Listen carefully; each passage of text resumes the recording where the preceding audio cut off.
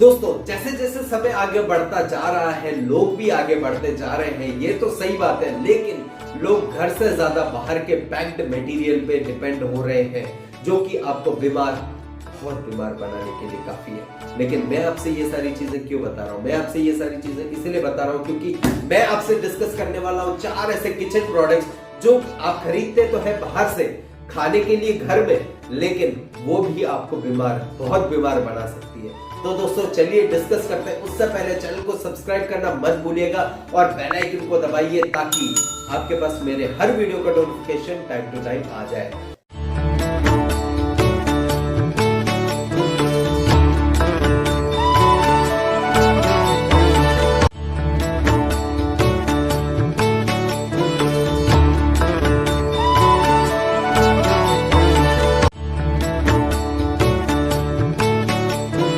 तो चलिए दोस्तों वीडियो को शुरू करते हैं।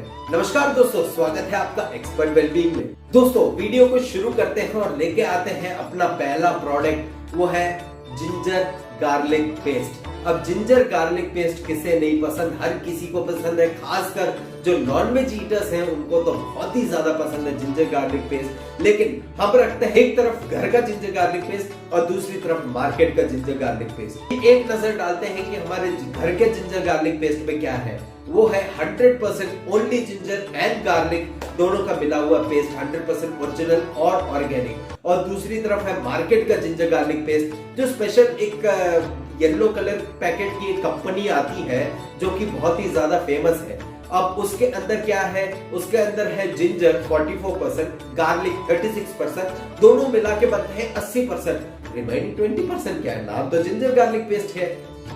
इसके अलावा और क्या होना चाहिए दोनों के अलावा? इसके अलावा इसके अंदर है रिमाइंडिंग 20% में water, salt, एमल्सिफायर्स, acidity regulator, preservative, जो कि बहुत ही ज्यादा घातक है आपके शरीर के लिए। अगर आपको कोलोन कैंसर या फिर स्टमक कैंसर कॉज करना है तो आप ये कंपनी का जिंजर गार्लिक पेस्ट खाइए। नहीं, अगर आपको ठीक रहना है तो आप घर का जिंजर गार्लिक पेस्ट खाइए। आप बेटर जानते हैं कि क्या करना है। अब लेके आते हैं अपना सेकंड प्रोडक्ट, वो है मेयोनीज। अब मेयोनीज किसको नहीं पसंद? मेयोनीज तो घर में रहता ही रहता है। फ्रिज खोलते हैं, मेयोनीज का एक पैकेट दिखता है। डॉक्टर ओटकर, पता नहीं क्या क्या नई नई कंपनियां हैं जो कि मेयोनीज बनाती हैं।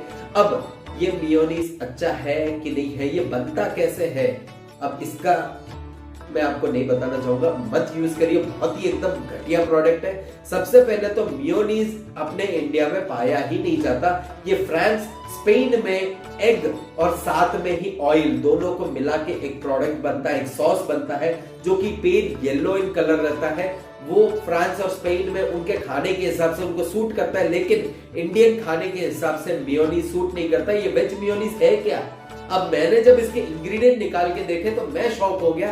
रिफाइंड सोयाबीन ऑयल, उसके अंदर डाल दी थोड़ी सी शक्कर, थोड़ा सा डाल दिया मिल्क सॉलिड, बस उसको मिक्स कर लिया और बन गया।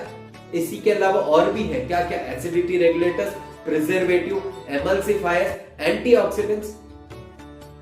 ये भगवान किस लिए ये सारी चीजें? सबसे पहले तो जिंजर गार्लिक पेस्ट का हेल्दियर ऑल्टरनेटिव है, वो है घर पे बना लो। और दूसरी प्रोडक्ट आता है मेयोनीज, इसका कोई हेल्दियर ऑल्टरनेटिव नहीं है। उठाइए बाहर फेंक दीजिए। बच्चों प्लीज मत खाइए, मैं आपसे रिक्वेस्ट करता हूँ। ये एक इंडियन प्रोडक्ट नहीं है तो प्लीज मत खाइए। और लेके आते हैं तीसरा प्रोडक्ट जो घर में ही मिलता है, वो है रिफाइंड ऑयल। अब रिफाइंड ऑयल, बात आती है रिफाइंड ऑयल की। Refined sunflower oil, refined soybean oil, company Fortune, इसके अलावा फेमस पतंजलि, और साथ में ही इसी के अलावा कीर्ति, धारा, पता नहीं कौन कौन सी कंपनियां हैं जो कि refined sunflower oil, soybean oil, ना जाने कितना ऑयल बनाती है। लेकिन क्या आप जानते हैं कि ये रिफाइंड सनफ्लावर ऑयल, जो जितने भी रिफाइंड ऑयल है वो आपके लिए कितने ज्यादा घातक बन सकते हैं? बहुत ही ज्यादा घातक बन सकते हैं ये तेल। तो कैसे? सबसे पहले तो ऑयल नेचुरली एक्सट्रैक्ट किया जाता है। जैसे कि सोयाबीन है तो सोयाबीन से तेल एक्सट्रैक्ट कर लिया, सनफ्लावर से तेल एक्सट्रैक्ट कर लिया। अब वो तेल हीट किया जाता है, भयंकर हीट दी जाती है, मोर देन 200 डिग्री सेंटीग्रेड।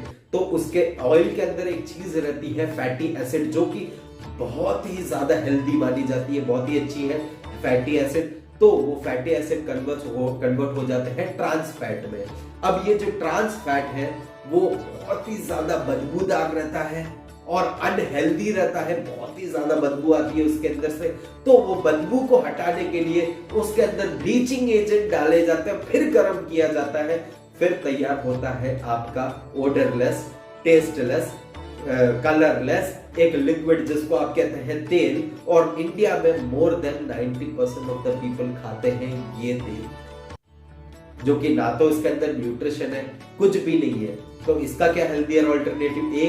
एक मात्र हेल्दियर ऑल्टरनेटिव है कच्ची घानी का तेल। मार्केट में मिलता है, खरीदिए। पतंजलि बहुत ही अच्छा सरसों का कच्ची घानी का तेल बनाती है, वो लाइए, वो खाइए, वो बहुत ही ज्यादा हेल्दी है। इसके अलावा और भी हेल्दियर ऑल्टरनेटिव है, लेकिन वो मैं आपको बता के बोर नहीं करना चाहता। लोग कहते हैं ऑलिव ऑयल, चलो नाम ले लेते हैं ऑलिव ऑयल। अब जो तेल इंडिया में मिलता ही नहीं है, जो तेल इंडिया क्लाइमेट के हिसाब से बना ही नहीं है, वो तेल खा के आप क्या करेंगे? वो शरीर में आपके लगेगा ही नहीं।